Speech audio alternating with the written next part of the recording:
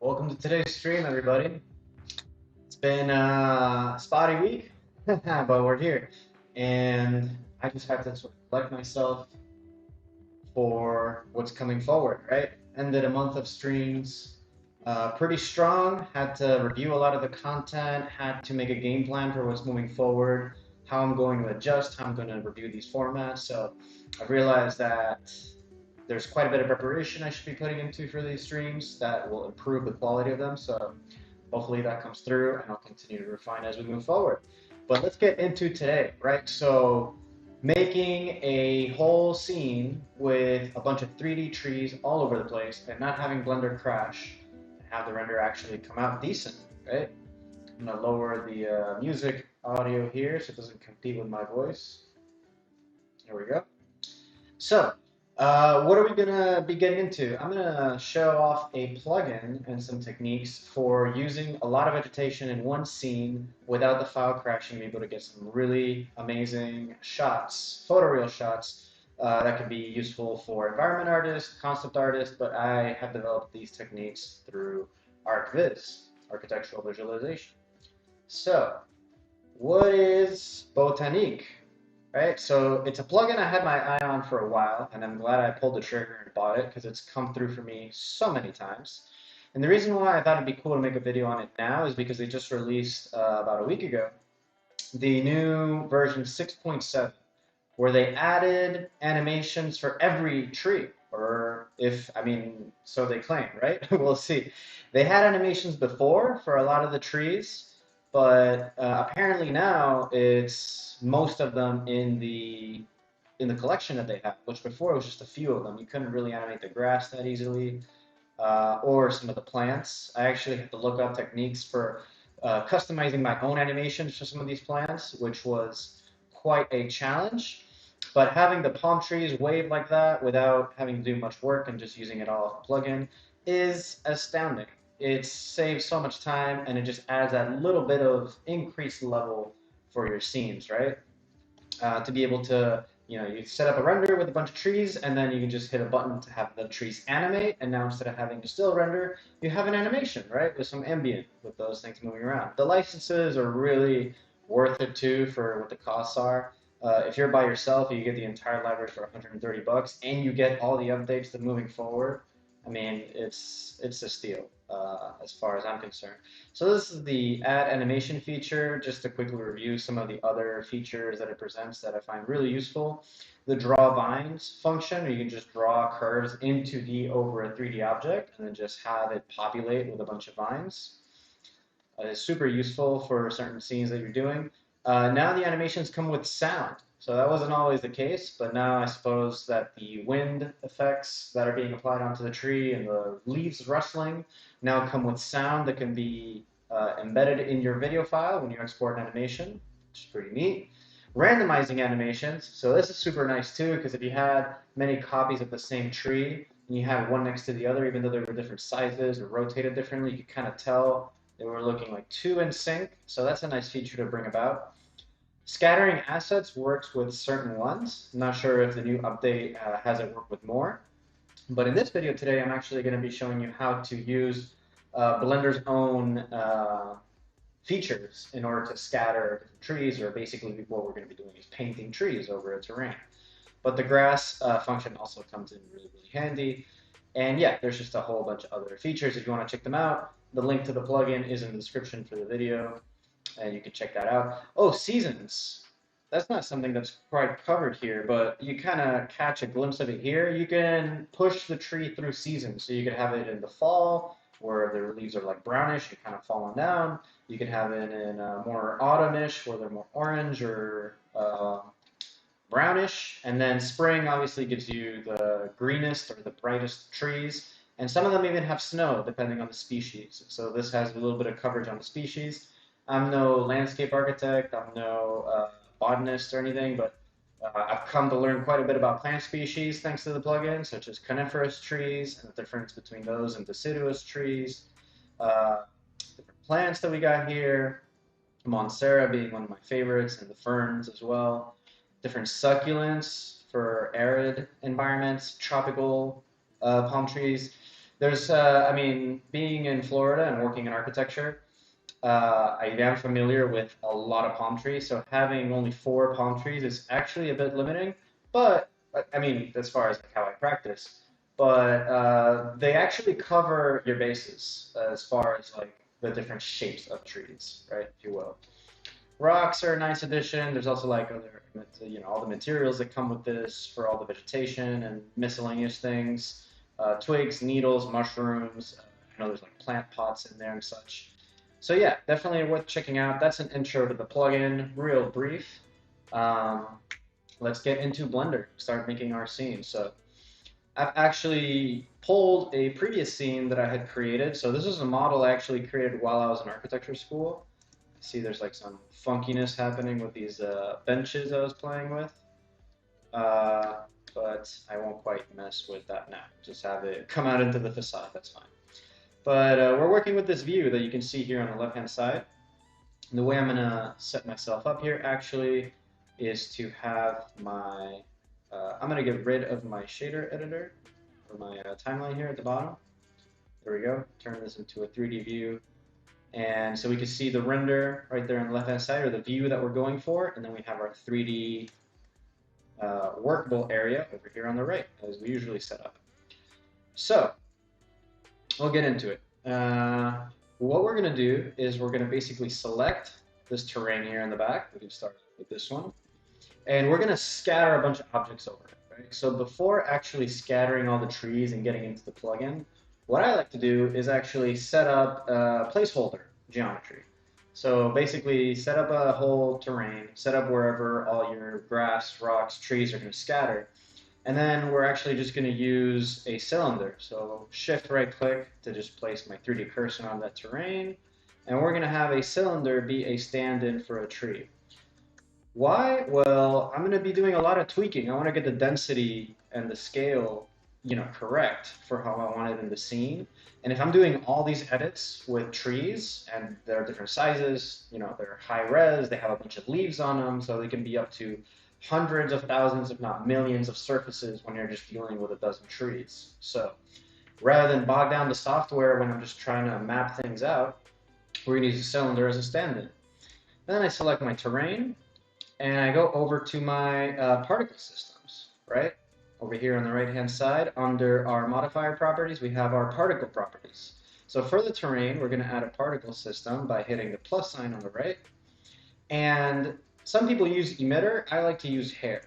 So you can already see we're starting to get some strands. Should be able to see. I see it on my screen. Hopefully it comes through for the live stream. But yeah, we got some hairs popping up. So we have 1,000 hairs distributed all over this landscape, which leaves them pretty sparse or pretty separated. So I'll increase the density just by sliding the number over to the right. And we've got a hairy mountain, right? You'll also notice the hairs start to curl in the direction of the topography, which is fine. We can sort of correct for that later when we actually need to.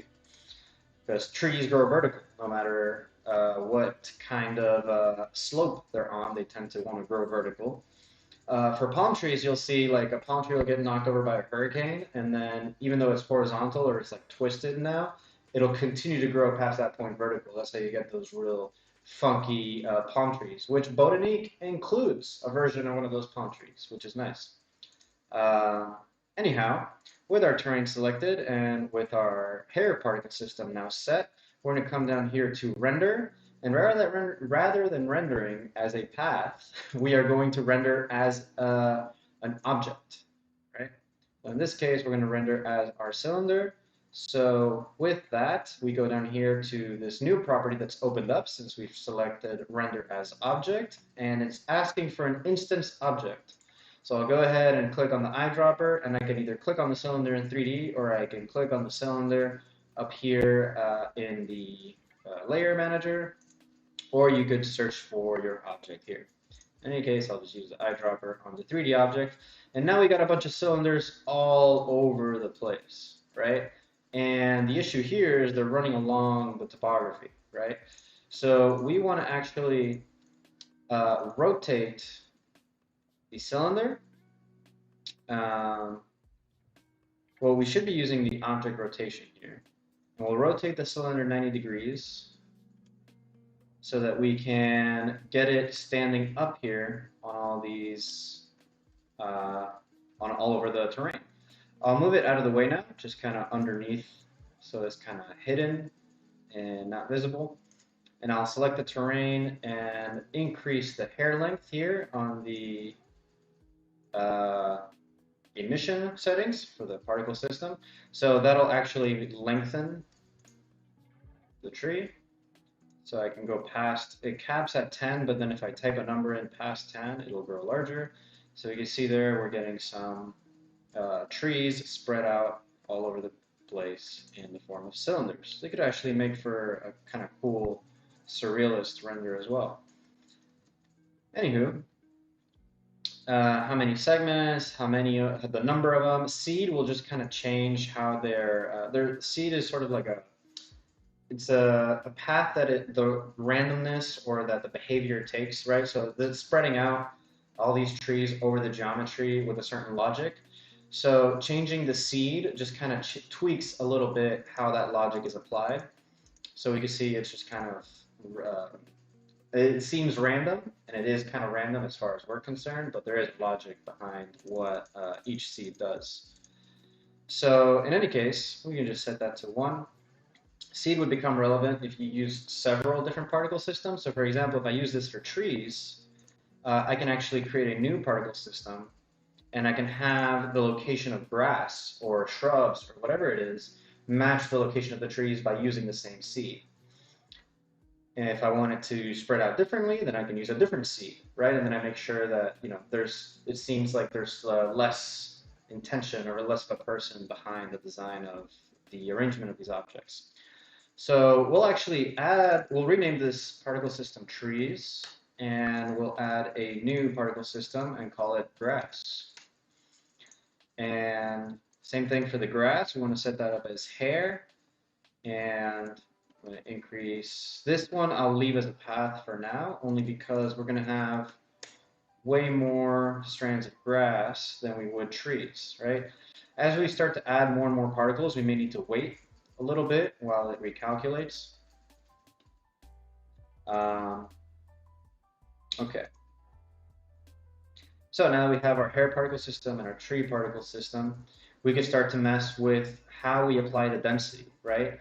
So here's the thing. If this is my camera view over on the left, right? I'm basically looking at the front faces of all this terrain. I'm not going to see any of these trees that are applied back here, so they all just go to waste. Right? So the way that we're going to tweak where these trees are placed is through weight painting. The way we're going to set a weight paint is by setting up right down here. We're going to set up a field weight, and we have no field weight to select from at the moment because we need to actually paint onto this geometry. So what I'll do is I'll go up here and I will hide my trees and my grass by hitting this monitor icon. All right. And now with the terrain selected, I'm going to go from object mode to weight paint. Right? So our whole object is now turned blue. And if I start painting with my mouse, we start to get another color. So same as I've brought up in sculpting before, we can use F to make the brush larger, and we can use Shift F to make it more intense. So by making it more intense, you can see if I keep painting over the same area, it should eventually, I'll increase the weight up here, the total weight, the slider up here, it'll eventually start to turn orange and red.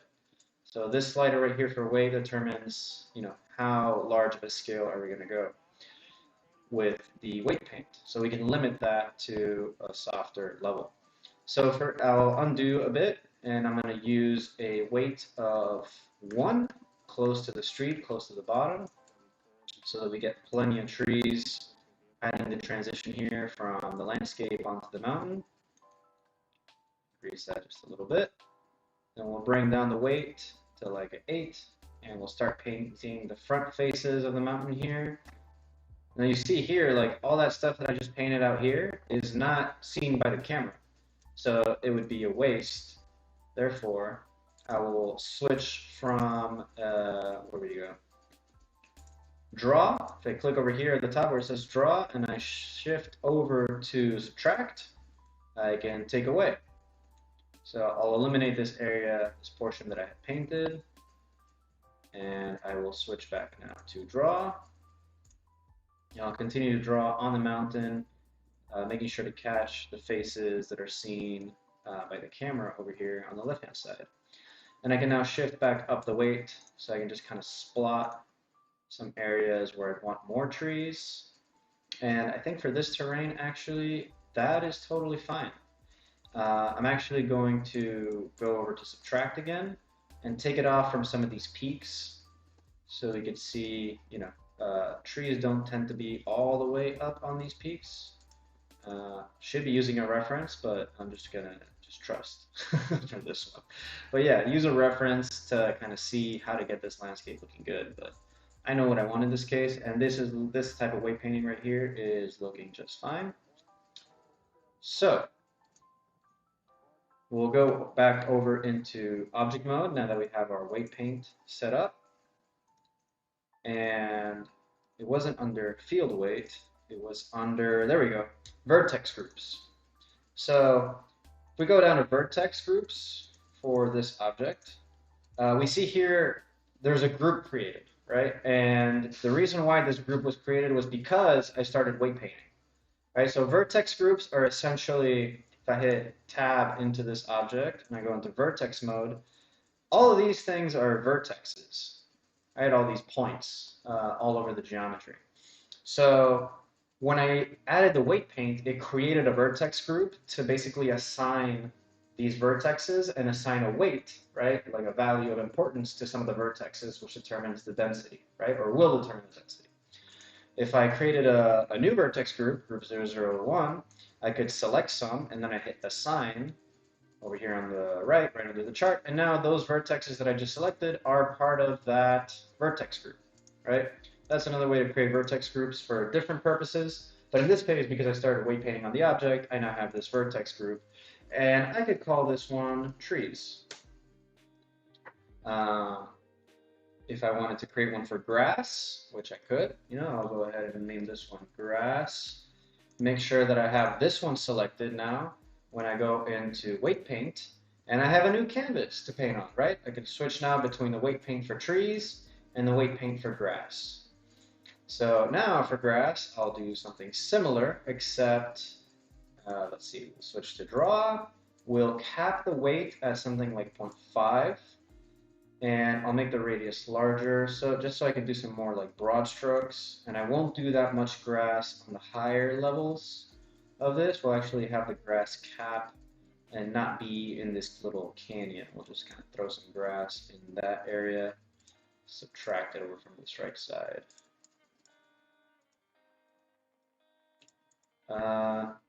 Hit F, make the brush smaller.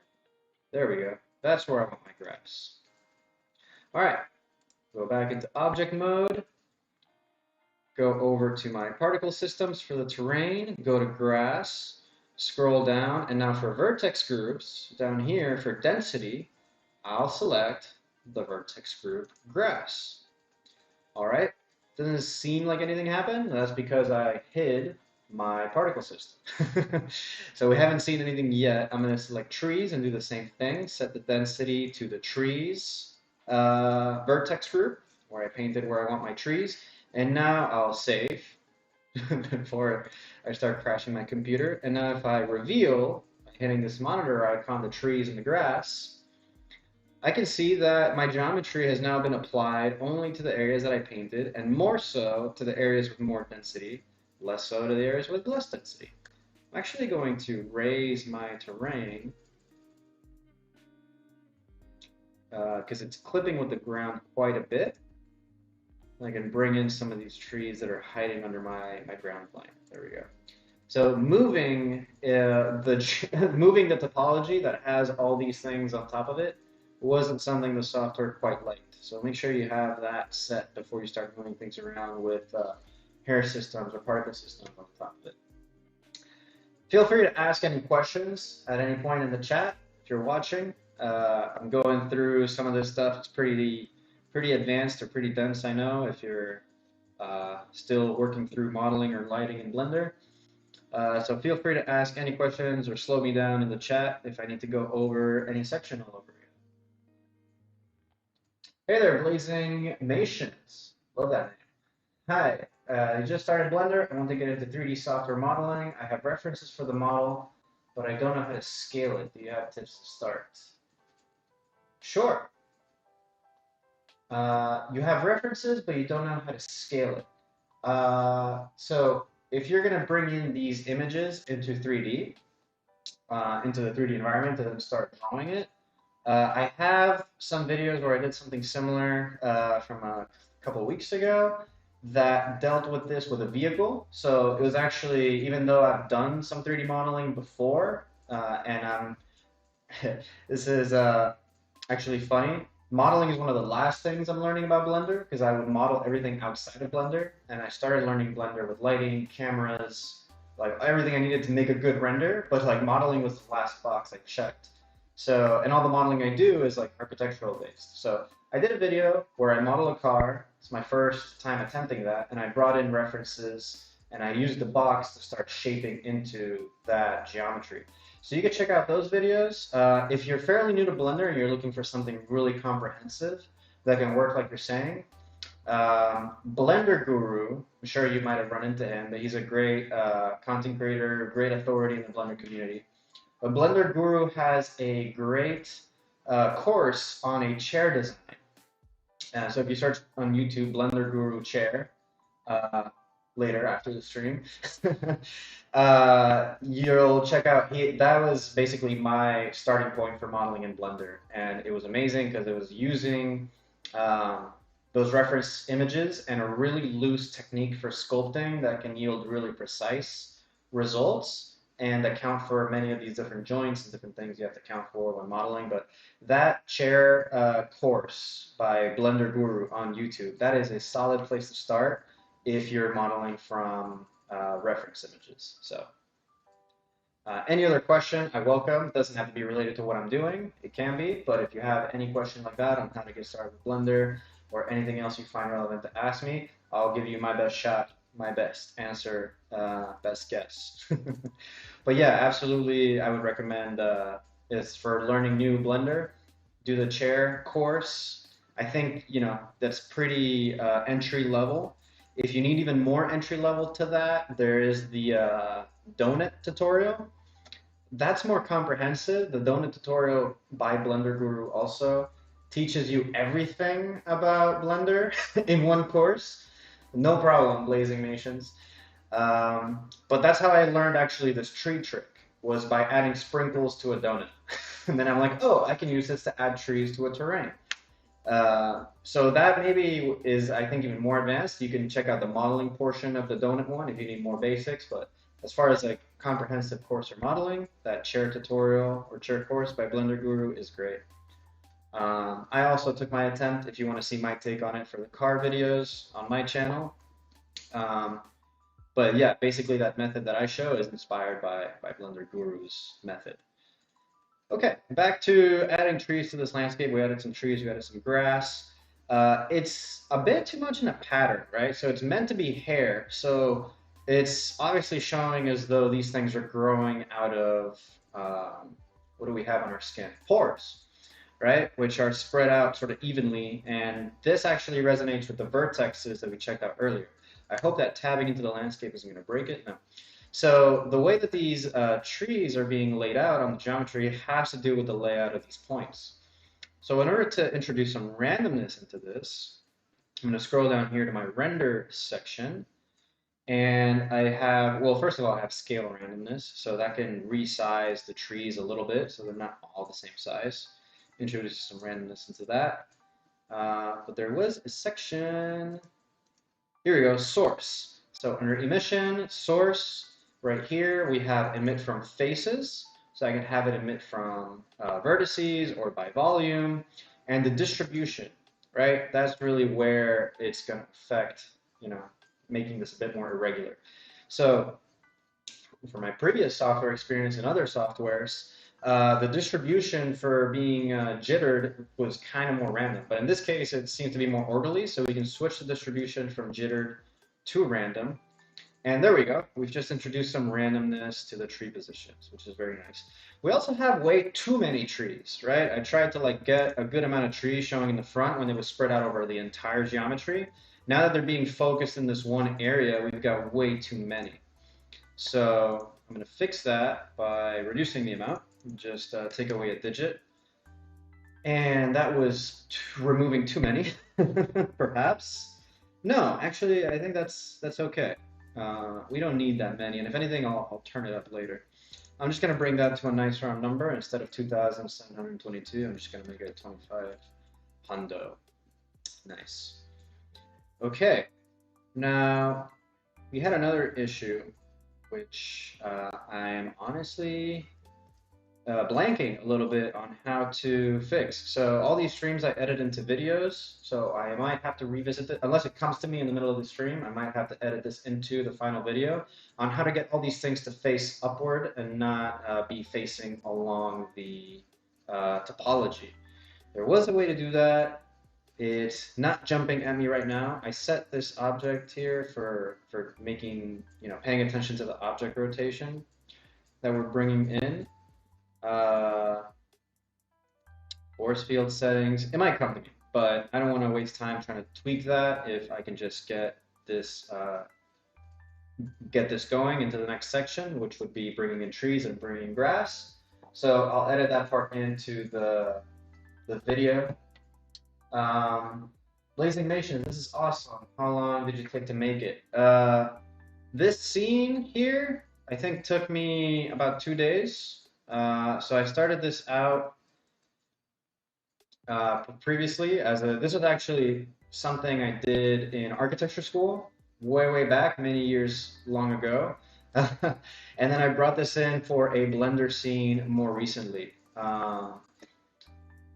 The Blender scene itself took me about 2 days. It was when I was really like learning Blender in the beginning and just getting used to and getting comfortable with rendering in Blender, which is why I used an older model that I made in Rhino and brought that in. So that took me longer because I was a student and I was learning this in Rhino. But this Blender scene here took me about 2 days, and I've kind of stripped it away of a lot of the things that made it. It wasn't even that good of a render, to be honest. This is really early stages. So I didn't quite know what I was doing. And I was just trying to get comfortable using the software, knowing how to kind of stage things together. This whole vegetation thing has been going on for 30 minutes now. So this is very new, the adding of the trees. Which now we can actually, now that we have this set up, and I'll edit in later how to make these things point upward, we'll get into the Botaniq plugin that I introduced at the beginning of this video that we're going to use for this vegetation. So it shows up here. If I press N, I can reveal my toolbar here on the right-hand side. And yeah, absolutely, Blazing Nations, at least I accomplished it. And I have a base file to work off of today, which is nice because I don't have to worry about setting up the scene. I can just bring in these trees now and slap them onto the scene and improve and revamp and continue to grow on this previous effort, right?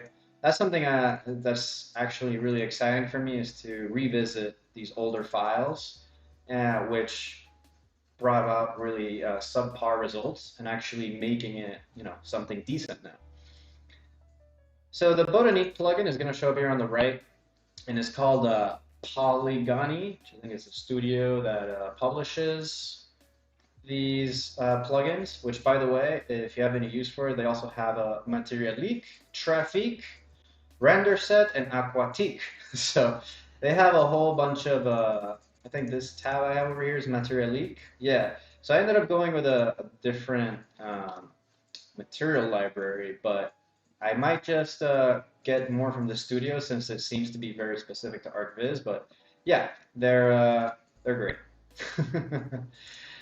So I imagine that their different plugins would show up under their one name, but here we have Botaniq full, And so the first thing is we want to select our tree that we want to use. So we got to hit spawn asset. And then we have this little window show up, and we can decide whether we want to have seasons embedded into this object, which, why not, right? We'll pick yes. Then I think pines are under coniferous, so I want to introduce pines into this scene. So we see we have some with snow, we've got some without snow, we've got different tones of greens, different species, and I think I'm gonna go with something like this. More Christmas tree looking. Well, this is purely Christmas tree looking. This is sort of Christmas tree-ish. No, I like this one. It's like similar species, but I like that the bottom is sort of revealed, so it looks like you can kind of walk under it, and it's not so dense. So I'm gonna go with that one. Now here's something important. Uh, A, it's a pop up. Use Botaniq collection, right? So for that, it'll dump all these trees into their own collection, and then making them editable will make it so that you can go in and edit that tree. So actually, I don't want to make the edits possible because if I uncheck this box, this geometry will be linked in, right? So it won't actually be living inside the file. I'll just have one linked instance of this tree at the moment, and that's actually very, very efficient for what I'm doing here. Blazing Nation says, I use Source Filmmaker. It's an animation software, very simple. I want to learn how to model characters and make video games. Cool. That's awesome, man. I am not familiar with Source Filmmaker. I come from an architectural background, so I started out with the 3D modeling and the graphics and the art visualization rendering. I also would love to get into making video games and movies, although characters is a bit far from me. But I love that, man. That's great. And welcome, Berlin Station. Thanks for jumping in. Man, I am spacing out right now on the name of this course. I took like a workshop once, and it's by like this online school, Art Heroes. It's called Art Heroes. They have a ton of courses on character design, and they use different tools from Blender, ZBrush, all these different ones. They bring in experts, and they just like hold workshops, talks, and stuff. It's all centered around character design. So it's a bit foreign to me, but I still love the community they built. They have a ton of courses and a ton of resources. So if you really want to take character design seriously, I mean, you can get really, really far with YouTube tutorials. I've been self-taught in most of the things that I know, but there comes a point when like fishing for information online and try to gather all these different disconnected sort of tutorials and courses online makes it a bit difficult to, at one point, right, you feel like your growth starts to stagnate. And that's where I think like jumping into one of these communities or subscription models or courses can be really beneficial. But you want to watch out because there's a lot of BS courses on sale that don't have that much value. If you spend like 10, 20 bucks on it, whatever, maybe you walk away with a bit more or some perspective that you didn't have before. But yeah, I think a course, when you really want to get yourself on a track, if you're doing it as a hobby and just coming in at home and watching tutorials, I did that for a year up until I felt like I needed to purchase a course. I think I was like, I do use Blender every day for a year and watched YouTube tutorials online. And then after a year and a half or so, I was like, all right, I'm going to buy a course off of a pro that I like their style, and I'm going to learn how they do it, right? And so you can really take after other people's style or really buy into, people that you're a fan of if they offer a course. Anywho, I love the segues. I love having a conversation with the chat. So feel free to engage with me in any way. That's what the live streams are for. The video will be cut down from this stream and will be a straightforward tutorial. But I love to have the engagement. Nice to have you guys here. Guys and gals. Anywho, we brought in a tree. Let's replace all these cylinders with the tree. So I'll select the terrain. I'll go over onto the right-hand side for the trees particle system on this terrain. Scroll down here where I have my render as object, and my instance object is a cylinder. I'm going to X that. Eyedropper. Actually, before I eyedrop, I'm going to go ahead and save. You never know. The whole point of this video is to show you how to do this without crashing your computer, but it might. So you always want to guard against that. So I just hit the eyedropper on the tree, and I'm giving it a couple of seconds, hopefully not minutes, to spread this tree all over that terrain. Could have done that before I talked my mouth out. Berlin Station, my thoughts on Blender BIM integration. Something I've been looking into, definitely. As I mentioned, like I learned Rhino, and I work in the architecture industry. I don't like to touch Revit. I let my coworkers work in Revit, and I try to make it very clear that I'm not the guy to be doing the CAD. I'm the guy to be making things look great before they get sent off to the client. So BIM, as far as like tools like Revit and ArchiCAD, and for other viewers that don't know, BIM is building information modeling. So that's where like you have 3D assets, 3D models. Oh, I'm not frozen. But anyway, stay on topic. That's where you have 3D models that have information that can be useful to contractors or to engineers and so on to make sure that the project is going to work out correctly. So Rhino has a functionality for that, and typically when I get close to BIM, it's CAD, and that's through Rhino for precise modeling. But there are plugins out there for using Blender for BIM, meaning you can do your HVAC systems, your plumbing, your building, and your construction documents out of Blender. Last I checked on that plugin, and I don't remember at all what it's called, but if you search Blender BIM, I'm sure there's, or maybe that's what you're referring to specifically, that plugin. Last I checked, it was in like testing, and I just didn't really get into it, but I thought it was really curious and interesting.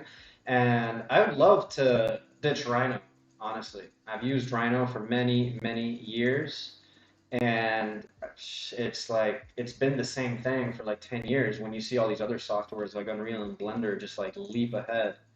Um, yeah, Rhino's kind of slacking. It's still really, really useful, and I still use it for work from time to time. But I feel like they could be doing a better job of updating their software and catching up to all these things that are happening. Also, Blender being open source just lends itself to being badass because anybody can mess with it, right? People can just come up with their own plugins and make it, tailored to suit their needs, and then they go and they make that tool available to the public.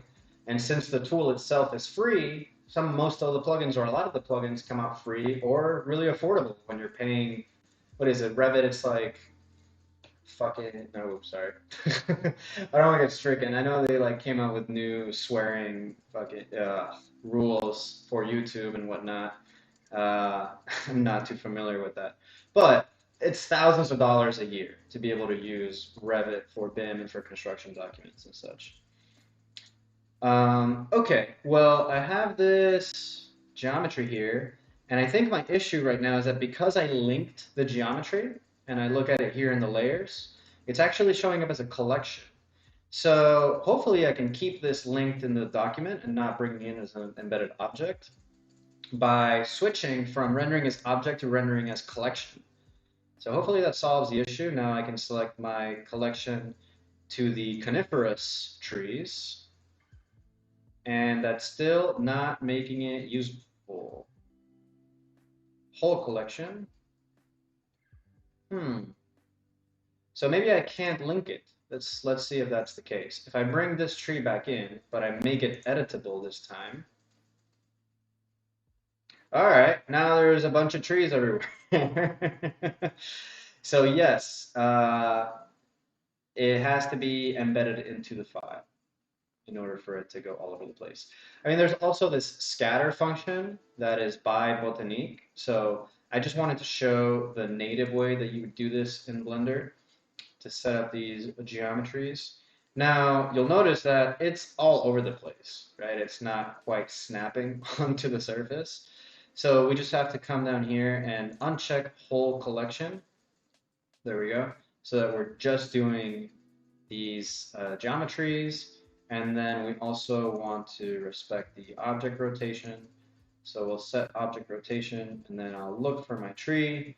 and rotate it same as I did my cylinder at the beginning. I think RX 90.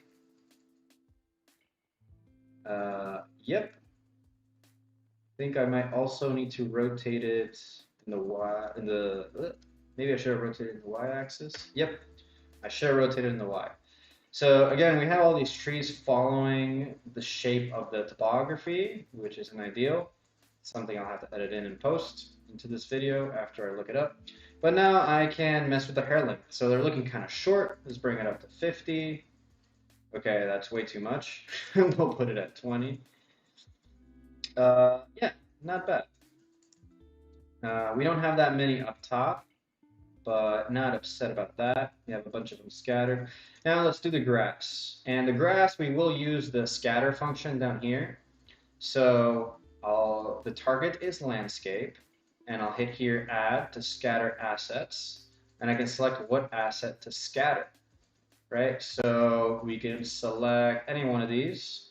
European meadow, grass with flowers, with flowers A, B, C, and D.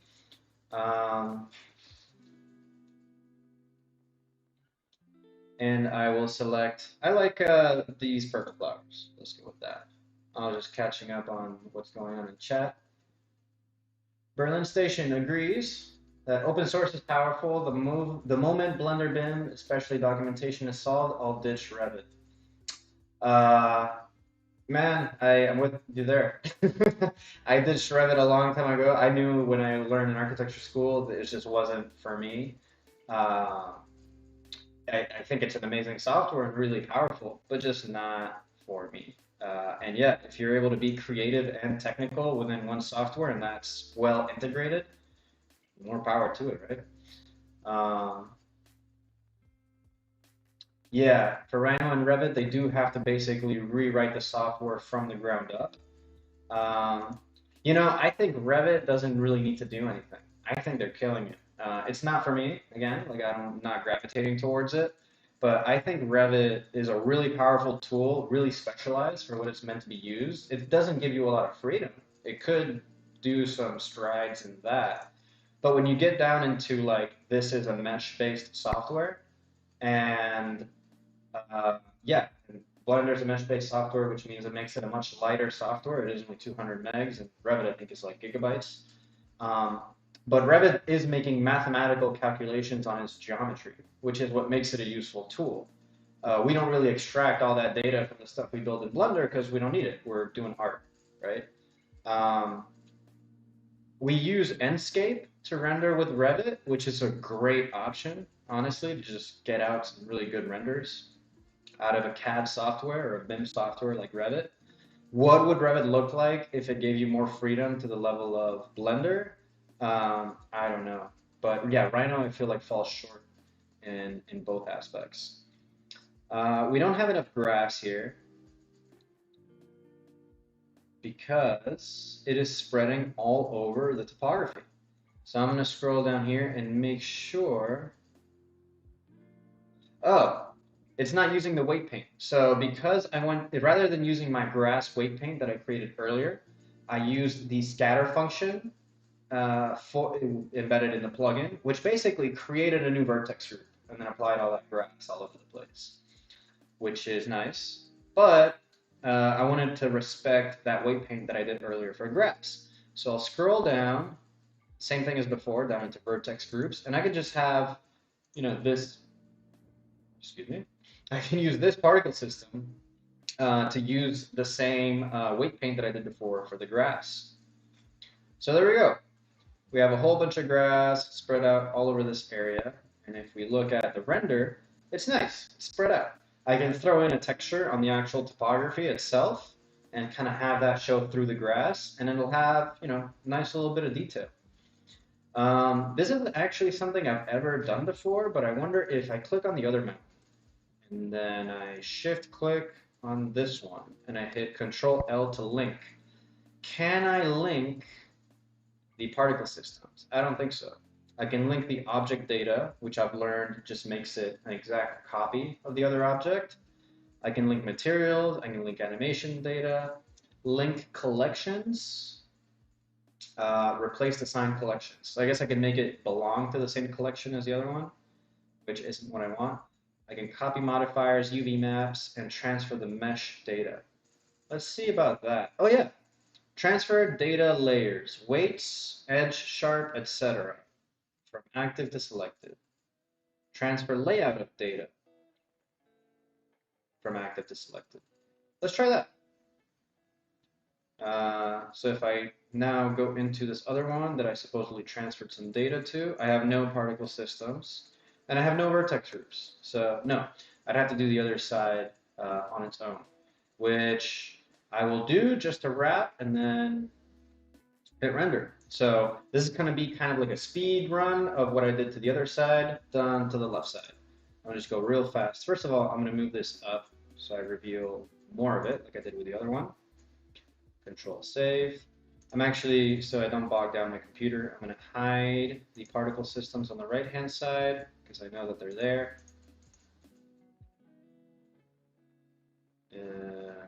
Takes a second to hide. I think I reapplied the hair, which I don't want to render either. There we go. No, there we go. We're all good. So with this topography, same thing as I did before, create a new particle system, right? Set it to hair. Call it trees. Increase the number to whatever you want. Let's do 10,000. We'll go down here and we'll emit from faces. That's fine, but our distribution is going to be random. Render as path? No, we're going to render as a object. But we don't want to set the tree just yet. We want to go into weight paint mode, making sure that we create a vertex group in the process. So we'll go to weight paint, and then as we start painting, we've now generated a vertex group. So we'll increase the weight, increase the radius of the brush, and set it to draw. Oops. We start drawing in where we want our trees. Very nice. And I'll set it now to subtract so that I can get rid of the areas that are outside of the screen, or outside of the camera rather. Nice. And I'll bring it back to draw, hit F to make the brush smaller, increase the weight all the way to 1 so I can make some areas really intense with trees. My topology is clipping, so I just want to quickly go into the view and increase my clip end value so I can see all the way. There we go. We want trees all over this. Cool. I thought there wasn't, oh, I just hit Alt there. Oh, that's cool. I didn't know you could do that. So I guess by holding Alt and clicking and dragging, you could do a shoreline or like a gradient of the weight paint. This is super useful if it's like a beach or something, or like a shoreline, and the weight paint is gonna dictate where the sand and where the water starts, or where it fades from one type of vegetation to another. But that was totally by accident and didn't mean to do that. Don't want that. I want to subtract. I was trying to see if like I could subtract with any keyboard binding, which it probably is. It's just not obvious like Shift, Control, or Alt. Another thing to look up, Julian, look it up later. Add it to the video. So now that we have that weight paint set, we'll add another one, and we'll call it grass. We'll call the one we just did trees.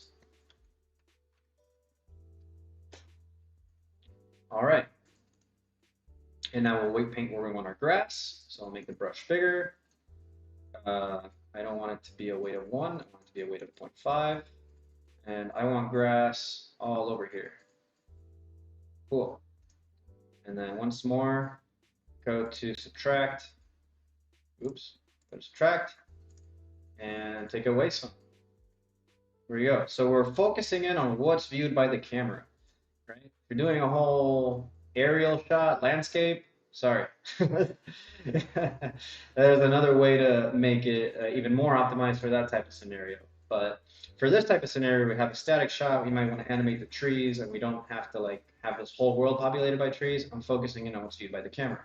So with those two vertex groups set, I thought I had renamed them, but clearly that didn't work. So trees, grass. There we go. We have the two vertex groups for painting in our landscape vegetation. We go back to particle systems. We have our trees. Now we can scroll down. We had it set to render as object, and the object is the tree that we have up here, and I can select it from the collection this time, since I don't want to go fishing for it in 3D. All right, we see that it's gone all over the surface, and that's because, hold on, I'm lagging a little bit. Just want to get out of weight paint mode. There we go, object mode. We want to scroll down in this particle system. Ooh, yeah, really starting to lag this time. But as long as you don't crash, I fulfill my promise. Go into density, set the density to trees so that all the trees snap to the area we painted it. Cool. That is way too many trees. And they're way too small.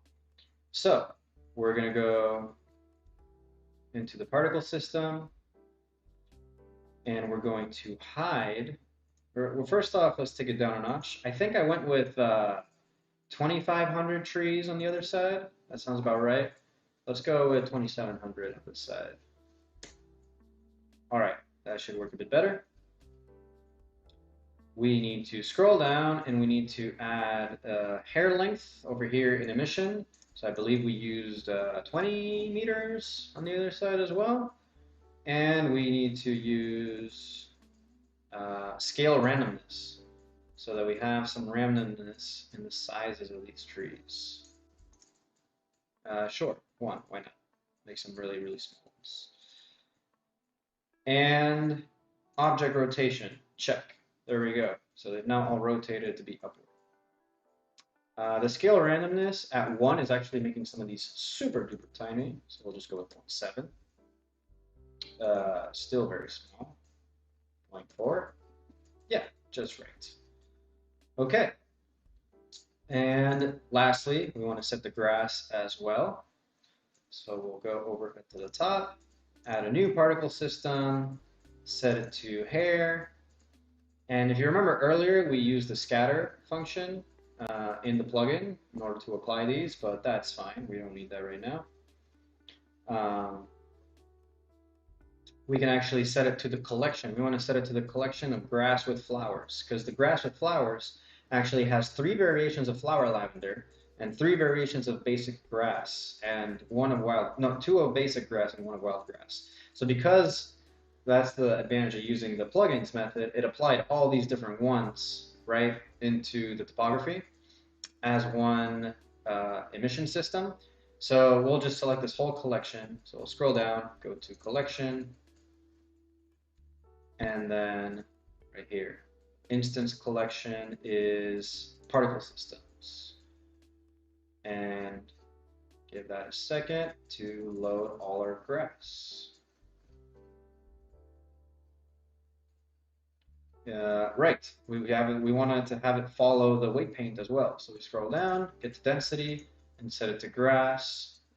And now have the grass all focus in on this area. Might also want to increase the length of that grass and also respect the object rotation as well, so that it all shows up towards the top. We'll increase the scale here, so we can set it to 0.4 perhaps. That looks good. And we want more of it. There's not enough. So I'm going to hide my trees. And on the particle system, I'm just going to set this to 5,000 bits of grass. There we go. Oh, we also want to set this one to random. So it's spread all over the place. And maybe increase the hair length. Nice. All right. We'll set that up on the other one as well. Actually, I'll keep it hidden. The way to really have this work now, I could risk it and make a live rendering, right? So let's say I want to just see how my vegetation is doing in the render. So I'll hide the architecture. I'll go into the camera view here. I have my render settings at 25% of the real value. So I want it really, really low. And I'm just going to bring back these particle systems. So there we have the grass on the right side, and then we have the trees of the right side, and then on the left side, we'll turn on the trees as well. Hit save, And then let's see if the render preview does not crash on me. Oh, I went into material preview by accident. Let's go into the render preview and see if it does not crash. And it doesn't. And it's also because my lighting is messed up. So I'll bring in another plugin into the mix, Blender Kit. I could go over this one another day, but it's really straightforward. I'm going to bring in a sky by going into the HDR section, and I'll just select any sky it'll give me. Come on now. I don't know, mountain sky. Sometimes it just doesn't want to show. There we go. Yeah, we'll select this one. Why not? And I'll bring in it at 1K, low res, so it doesn't crash me. Okay. So it's obviously weird that the trees are leaning all over the place. I'll select this mountain and link the material from the one on the right, so it's not screaming purple. There you go. Link materials.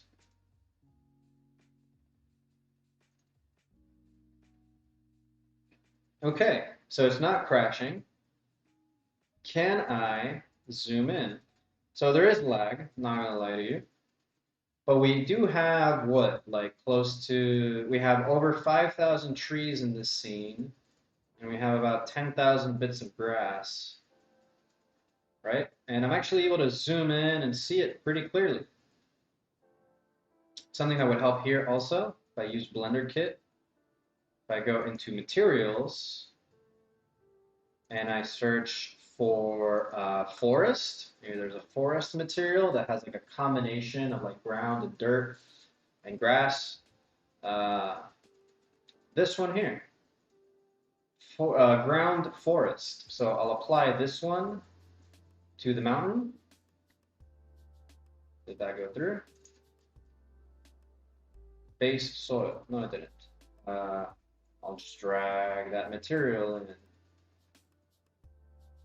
I think I'm being too picky here. I'm working off of a 3070 card. If you know your NVIDIA cards, 3070 is mid-tier. It's pretty sick that we're able to do this on a 3070. I would expect a 3090 or even the later 4090 to just rip through this and even like not even care about the amount of trees and whatnot. The cool thing about this method is even though we scattered a bunch of trees and grass, if you're familiar with how instances work, there's only 6 or 7 objects that the file is reading in actuality, right? It's just reading like 6 geometries and then actually just visualizing those, like populating those objects all over the place. The difference between that and copy pasting it is copy pasting actually makes a new object or new instance. Got to do some UV editing on that terrain there on the right.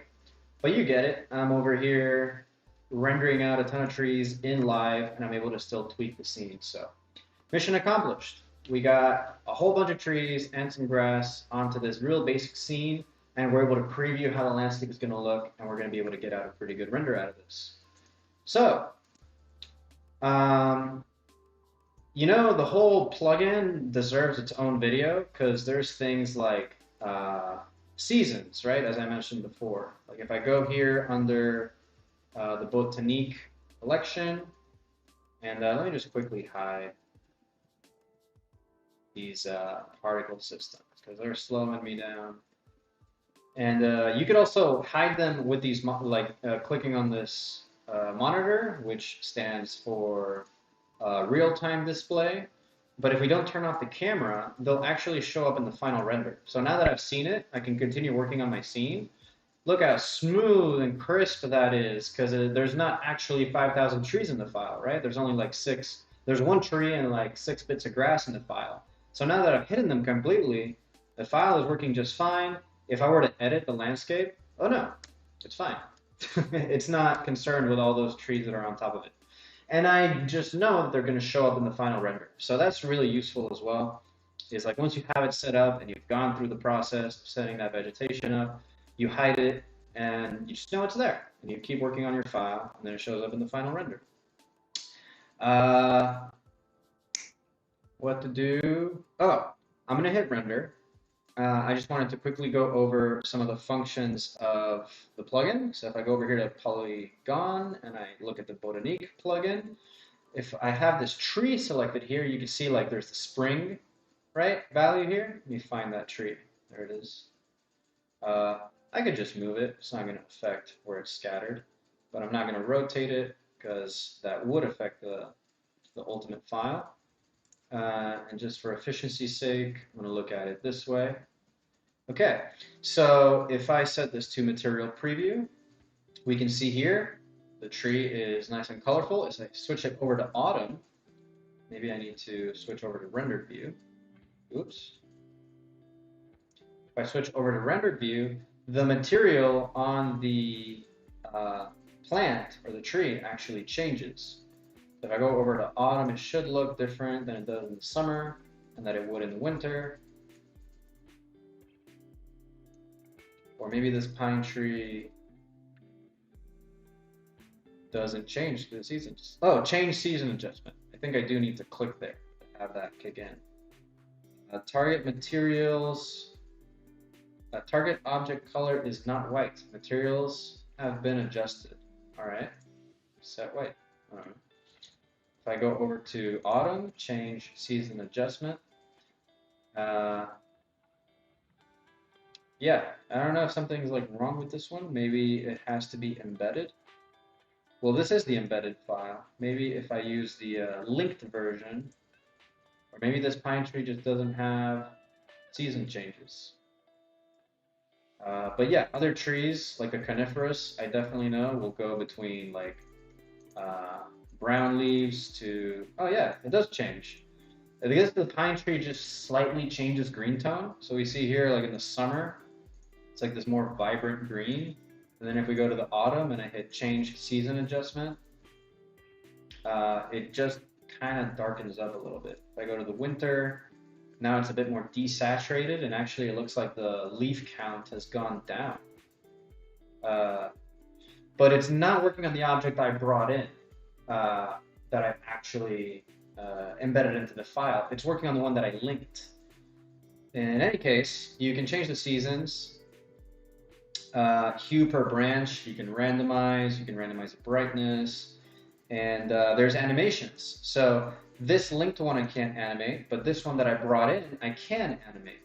So if I hit add animation, and I have it loop on 120 frames, hit OK. Now this tree is animated. So if I go over here, see that one, set it to solid, and I hit play, look at that. We have the branches moving around. We have the little things flickering, right? Real subtle, but real nice. And I have settings here for the strength of the wind and all these other things that you can tweak specifically for all the different parts of the tree. But typically, I'll just like, you know, throw in the animation.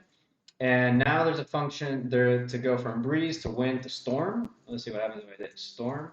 And then I hit play.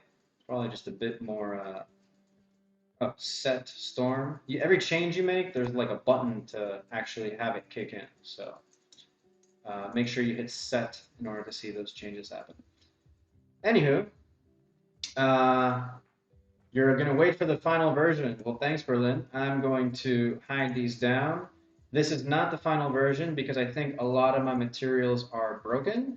Yeah, they're going to come out like full on purple. Unless I stop playing an animation. I'm just going to throw a quick clay texture all over my architecture and everything that would show up purple. And I'll take any questions as I wrap this up. We'll wrap this with rendering out this final image with all this stuff just looking like a clay material. So if you want to ask anything through the chat, go ahead. If there's any questions on this specifically or anything else related to this, feel free. If you have any suggestions for how to make the stream more interesting, more engaging, also, please welcome that. Set my base color here to a clay color. I'll remove that. And that's basically it. I just wanted to be white, maybe just a bit grayish, and a bit more rough clay. Give it a bit of sheen so it reflects some, so we get some highlights going on it, and that's fine. Let's go to full res. This is a previous file that I opened up, so even though I was a newbie at Blender, I'm hoping that I did my due diligence on performance. No, I didn't. So there we go. I'll just hit render. Let's see what we get.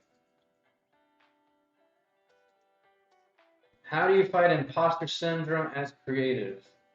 As a creative. Um, I have to. I'm starting to suspect if I know you, Berlin, or if you know me, or maybe you saw some of the other videos. Um, how do you fight imposter syndrome? Uh, Man, I've talked about that in other videos, and ooh, I think you just have to at one point realize that everyone sucks when they start doing something. You're not the only one that, feels like, well, I'm portraying this, I'm trying to put up this great work in front, right? But you're always looking at, I think the imposter syndrome, it might come from many different ways, but I mean, from social media and all the exposure that we get, we put a front on what our quality of work is, and then we see how amazing the quality of work and consistency maybe of other people is. We start comparing ourselves to that. We're like, oh, we start to feel like you're portraying yourself as being on the same level as those people that you don't feel as good at the moment. Or you just feel like you're just only putting your highlight reel and not showing the areas where you mess up or you make mistakes. And how do you fight the imposter syndrome? As a creative, everyone has their own way. Uh, Ego death is a great way to get over it, right? Ego is different from confidence. So egos are actually sensitive, right? So figuring out a way to get rid of your ego is a great place to start. Is be like, you're human. So you're good at some things and you're not so good at other things, just like everybody else, even the pros, right? And it's just a matter of like practicing, starting, and just being kind to yourself and saying like, this is my work, this is what I'm doing, or this is what I'm outputting as a creative, and it's what it is today, right? And tomorrow it's going to be better, but what it is today is better than what it was yesterday, at least, right? So again, it's like I think it's a cop out of an answer that everyone finds their own way, but that right there is what sort of did it for me. I also kind of just hit rock bottom, and I just thought, in my own way, I hit rock bottom, and I just kind of thought, like, if I already went through this and I made it onto the other side, I might as well just start doing all these, start doing all the things that I hold back from doing because I feel like I'm not good enough. I'm not going to be good enough because I'm just starting at it. In my case, like, there's still so much I need to learn about Blender and about being a 3D artist and so on, but I know enough to be considered as a 3D artist in the architecture community, at least, right? I do enough of it to be able to provide value in architecture, in furniture design, in product design, and so on. Maybe, there's areas that are still a bit out of reach, but maybe I'm just a few months away if I stay consistent. Streaming, I'm a month into streaming, and I suck at it. But I'm trying to do better, and I'm trying to do better. And, I'm just here. I'll admit when I make a mistake. And admitting when you make mistakes makes you human. It doesn't make you imperfect. I still try not to get nervous when I make a mistake. Just admit it. It happened. I might lose some viewers because of it, but you know what? It happens, especially in this type of format.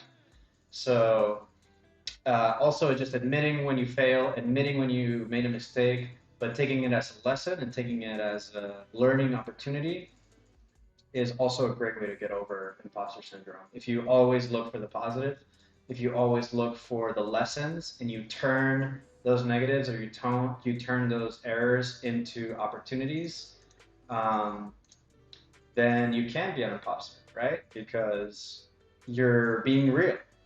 You're being real all the time about the good stuff and about the bad stuff, and you're always turning things into All right, that happened. What's next, right?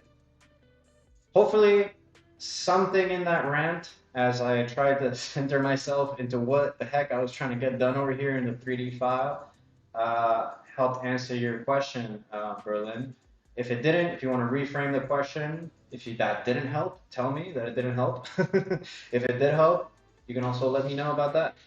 Any other questions I'll take on, uh, or any follow-up or any comments on my answer. So yeah, things are still showing up purple on this end, but might as well fix it while I wait to see if there's any other input into the chat. So this landscape here is also messed up. Hopefully, this one as well. So actually, I think if the ground forest is showing up as purple, that's not right. If I click on the ground forest, oh, it looks like maybe I had that ground forest material here from before. So maybe rather than having it copy, since it looks like other surfaces have this one, I'll just do the same thing to this one. I'll just turn it a light gray. And I have an issue here where my water isn't high enough to meet my land. There we go. Just move the water up. Have it meet the building, whatever. Go back to my main view. Why don't I make that water? Let's bring out Blender Kit. And I noticed I might not have turned on. Huh. These are on. So why aren't they rendering?